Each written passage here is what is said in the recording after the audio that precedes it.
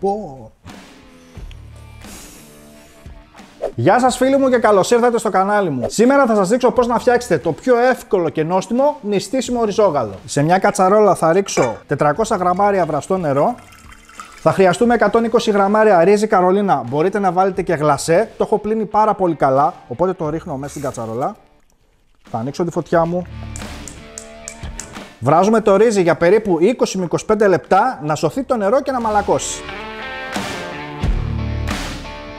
Το ρύζι είναι έτοιμο, έχει μαλακώσει. Από το 1 λίτρο ρόφημα καρπός βρώμη όλυμπος θα ρίξω τα 800 ml,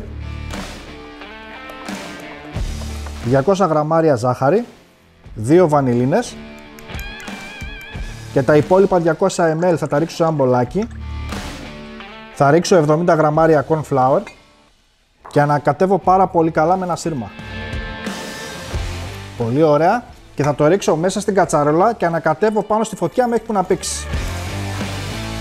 Φυσικά μπορείτε να το φτιάξετε αυτό το ριζόγαλο με οποιοδήποτε ρόφημα καρπός θέλετε ή με αγελαδινό γάλα, έτσι. Είναι η ίδια διαδικασία ακριβώς. Βλέπουμε ότι έχει ξεκινήσει και πίζει και το ριζόγαλο είναι έτοιμο. Θα κλείσω τη φωτιά και θα αποσύρω.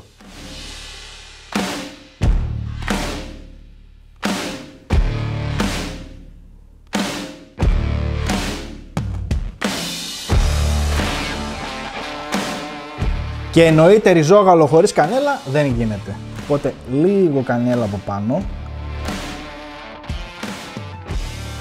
Και εννοείται πάμε να δοκιμάσουμε.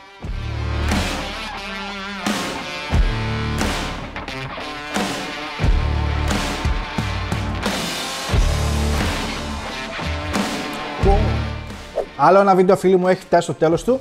Να τα φτιάξετε όλοι αυτά τα νηστίσιμα τα ριζόγαλα, είναι πάρα πολύ εύκολα και πάρα πολύ νόστιμα. Ωστόσο, εσείς μην ξεχνάτε να κάνετε ένα like και μια κοινοποίηση στους φίλους σας, γιατί έτσι με βοηθάτε να σας δίνω τόσο όμορφες συνταγές.